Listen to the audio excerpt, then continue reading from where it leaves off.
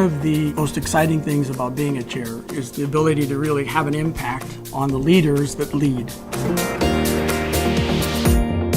Being a Vistage chair, it's the best gift you can ever give yourself. For me, it's more about the personal and professional satisfaction I receive knowing that I've helped someone achieve their goals.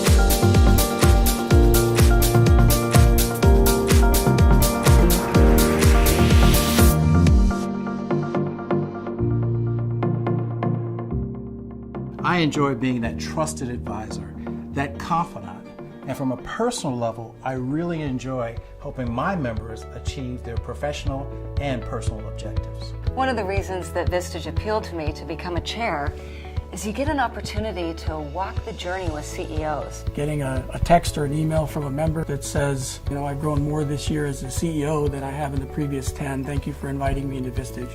Those are experiences that just make life pretty incredible.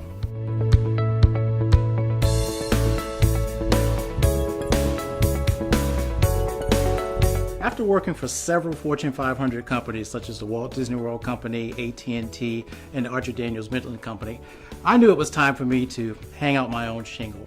So after 33 years in business, starting with a career in the Big 8 accounting firm at the time and ending as CEO of a publicly traded medical device company, I was looking for my next step. And I heard about Vistage, I investigated it, and what I learned I really liked. I'd been a member of Vistage for 17 years. I knew exactly how it worked. I knew the power that it had in my career, and I decided to become a chair.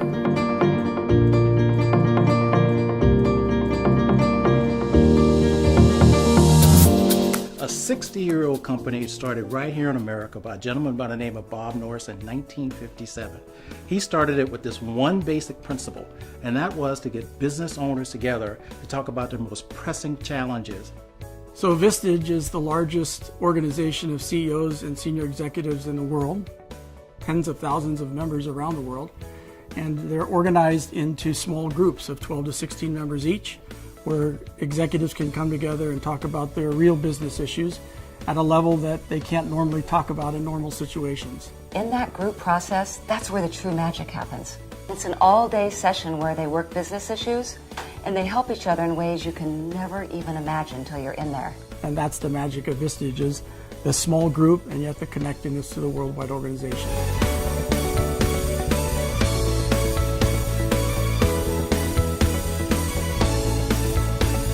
The typical day for a group meeting begins at 8 o'clock. The members gather, have a little breakfast, and reacquaint themselves with each other.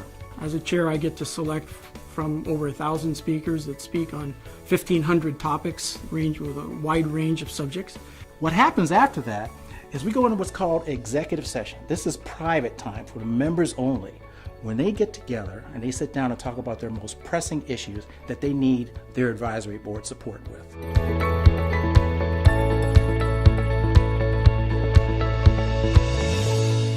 So in the executive session, we do get down to business. And the first role I have as a chair is to find the question or series of questions that will stimulate the real issues. Sometimes it's the simple ones which really get the most response. Questions like, what keeps you awake at night? What topic do you not want the group to ask you about today? What opportunity are you facing that could double the size of your company if you had enough courage to listen to it? At the end of the session, whether it was an issue or an opportunity, the clarity, the relief, the vision and intention that's in the room is immense.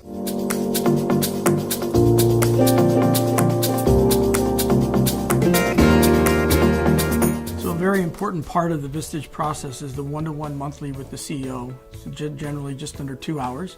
This is when we sit down with our members, usually at their office, and we talk about, all right, what's going on with your business or what's going on in your personal life. It's the opportunity for the chair to help the CEO listen to his or her own mind, to really map their own thinking and see where they might be stuck. It's an opportunity to mine for issues that the CEO might want to work with the group, or to just get some clarity and resolve something around a smaller issue.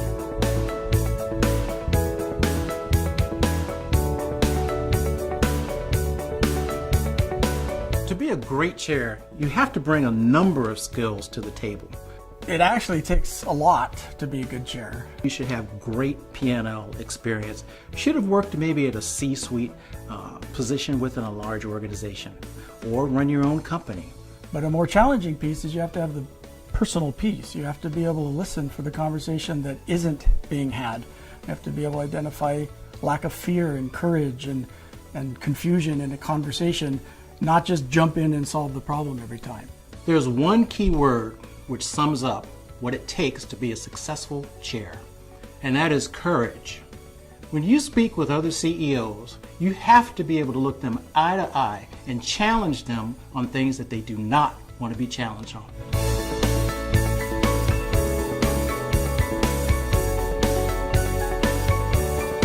Building my group was one of the hardest things I've ever done in my career, but it was also the most rewarding. It took an incredible amount of focus and determination.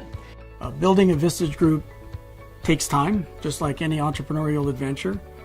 Typically 6 months before any income is recognized, and up to 12 months before one would recognize the full six-figure opportunity that being a Vistage chair presents. So it's important in considering this decision that you assess your ability to fund that financial runway and really make sure this is something that you're committed to.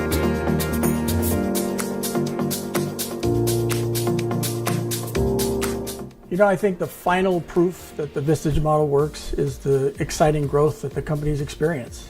Double-digit growth during a time when most companies are not growing in double digits, the exclusiveness of being a Vistage chair given the highly selective process that it takes to go through. It's just a great feeling to be part of an organization that is getting it done, that is serving others. You know, I think one of the best kept secrets of being a Vistage chair is that we get to grow too. While the focus is on the members, as it should be, I'm a member of a Vistage chair group myself, so I participate in Vistage as a member. For the first time in my career, I'm doing a job that I love. I have the opportunity to live a life mission, a calling of having conversations that matter with people who care.